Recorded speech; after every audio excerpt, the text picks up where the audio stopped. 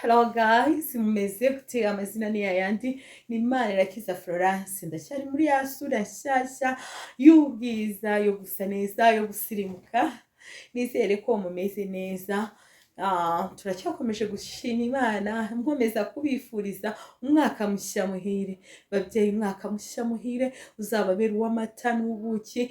Uwiteka azawubaheremo byinshi mwifuza, aho mushaka kugera Kristo azahabageze mu izina rya Yesu Kristo. Uyu munsi nje kukwereka ukuntu watega aka gatambaro. Muri kukabona ni twa tundi twita utw'abanyamurenge. Ntuzavuge ngo aka gatambaro ni gato ngo ntiwagatega uburyo wifuzamo kugatega. Ubu ngubu niko nje kukwigishirizaho. Ngiye kubanza nshiremo ikindi mo imbere. Washyiramo ikindi utagishyiramo nta kintu bitwaye pe. Wakora igitambaro cyawe neza. Ni uburyo bundi bushyashya budasanzwe. Fata uzinge nk'ingata. Uzinge nk'ingata sheri wanjye.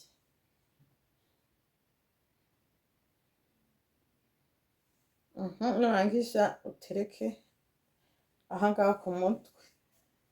Biba byiza ufite agafire wahita ugashyiramo, kandi utanagafite wabitega. It's okay. Wabitega nta kintu bitwaye. Urabona n'ubundi nkakubye kumwe dukuba twa tundi tw'abanyamurenge, sibyo?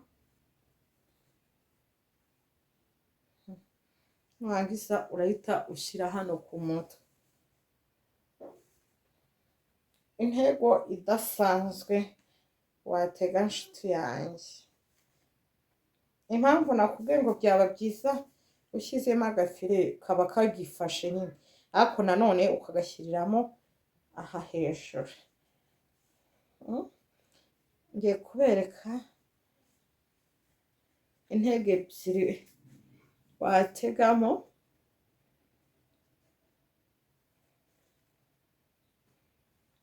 Noneho ahangaha urazamura, ahangaha biri buse nk'ibinyuranyemo.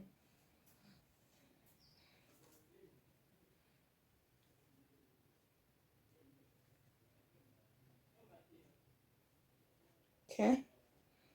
Kabana nurangiza uzuzirike hano. Uramutse ufite menshi uzifungira imbere. Nyine ukagatunganya neza.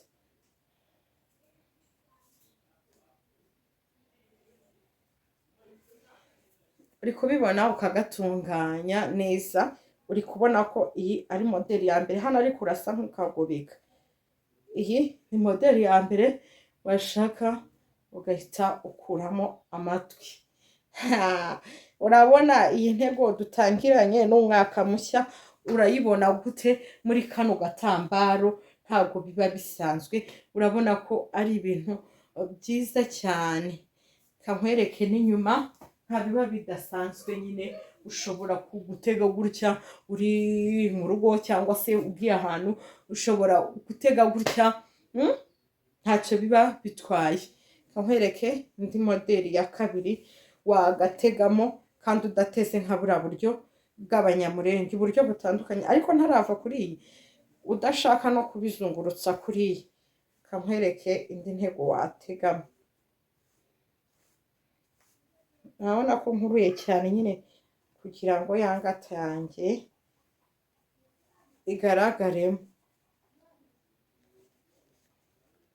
Akangaka ukagakurura pe ukakamara.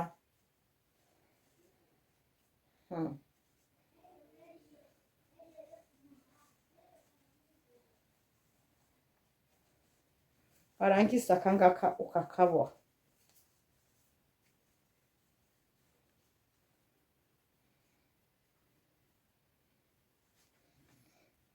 Akangaka ndagafata nk'injizemo.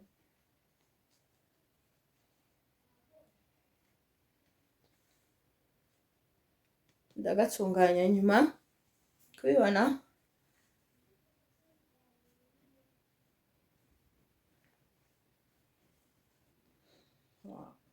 intego nziza cyane. Nindangiza aka ngaka ngize ndahita nkagubika.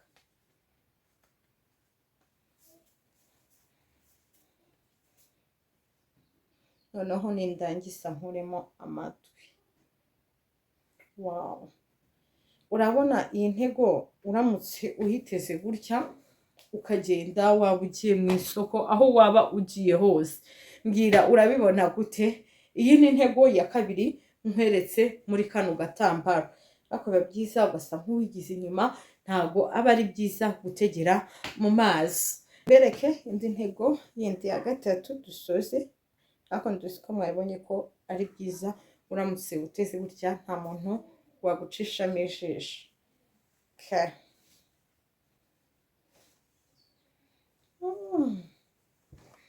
Ingata yacu noneho tugiye kuyerekeza ahagana inyuma, ntabwo tukishaka imbere.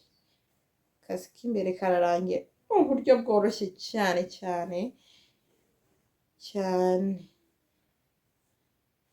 Udafite umusatsi niho ukoresha ibintu byo kugira gutya ingata.